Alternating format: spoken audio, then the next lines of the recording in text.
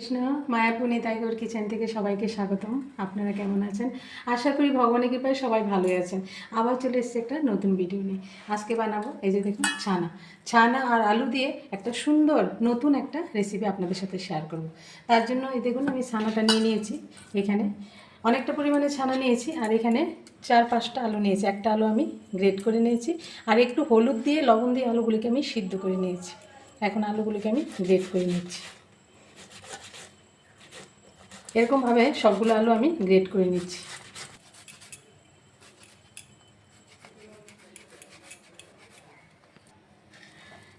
দেখুন আলুগুলি গ্রেট করা হয়ে গেছে।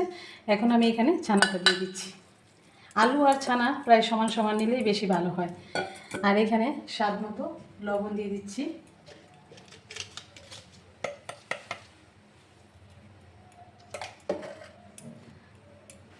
এখানে স্বাদ মতো একটু চিনি দিয়ে দিচ্ছি। আর এখানে আমি একটু খাবার সোডা 1 চিমটি ব্যবহার করছি।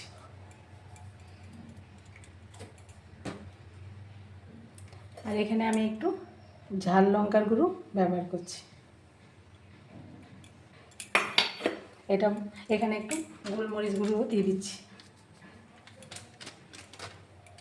এটা ভালোভাবে হাত দিয়ে মেখে নিচ্ছি। দেখুন আলু ছানাটা ভালোভাবে মেখে নিয়েছি। এখন আমি এখানে ময়দা নিয়েছি, একটু বায়োনেটের জন্য একটু ময়দা ভালোভাবে একটু মেখে নিচ্ছি।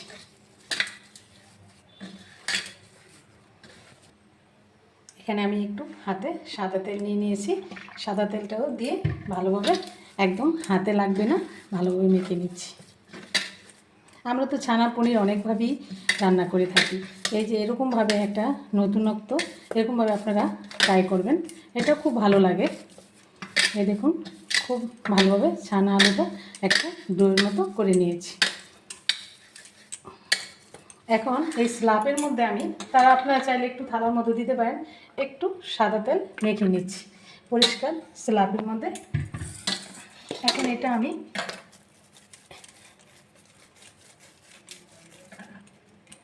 এরকমভাবে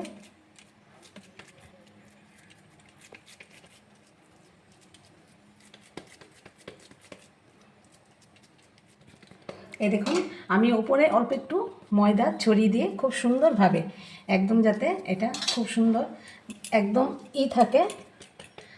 এই যে এখন এটা আমি রেস্টে রেখে দেবো আধ ঘন্টা পর ফিরে আসলাম। এই যে একটু শক্ত হয়েছে, ময়দা দিয়ে মাখা হয়েছে। তো এখন আমি একটা ছুরির সাহায্যে পিস পিস করে কেটে নিচ্ছি।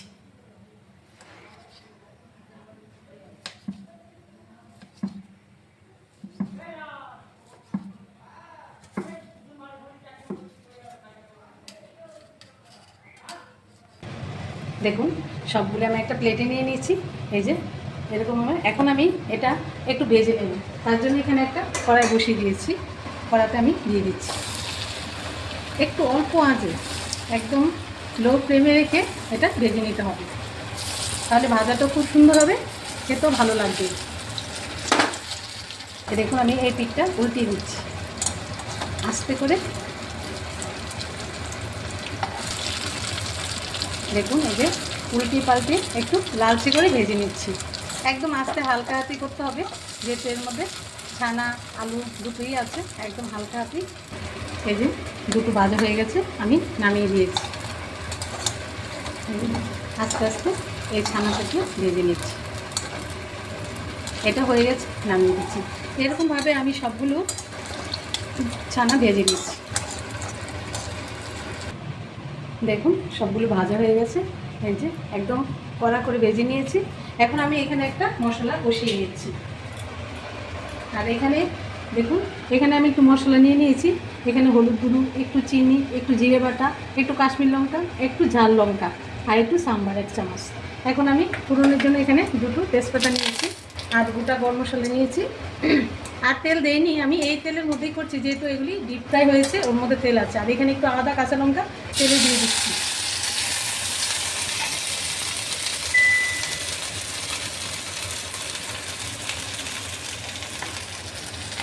আর এখানে একটু হিং গুঁড়ো দিয়ে দিচ্ছি, একটু সুন্দর একটা ফ্লেভার আসার জন্য। ভালো করে আদাটা ভেজে নিচ্ছি। আর এখানে আমি গোটা গরম মানে সব মশলা নিয়েছিলাম, একটু জল দিয়ে গুলে নিয়েছি। এটাও এখানে একটু টমেটো পিউরি নিয়েছি, সেটাও দিয়ে দিচ্ছি। ভালোভাবে মশলাটাকে কষিয়ে নিচ্ছি। এই যে দেখুন মশলাটা এই যে কষে যাচ্ছে। আমি আর কিছুক্ষণ মশলাটা কষিয়ে নেব। আর মশলাটা যত কষানো ভালো হবে, রান্নাটা খুব টেস্ট হবে। দেখুন মশলাটা কষানো হয়ে গেছে। আমি এখানে পরিমাণ মতো জল দিয়ে দিচ্ছি।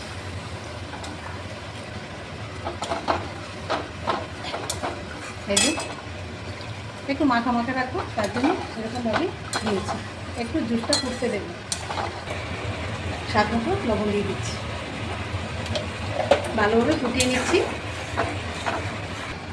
দেখুন এই যে একদম জুসটা ফুটে গেছে।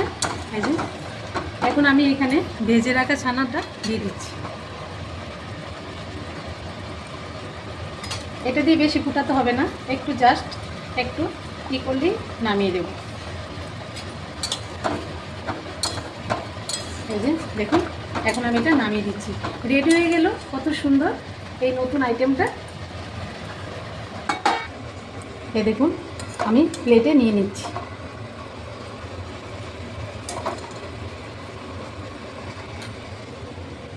আর এখানে একটু জুস দিয়ে দিচ্ছি।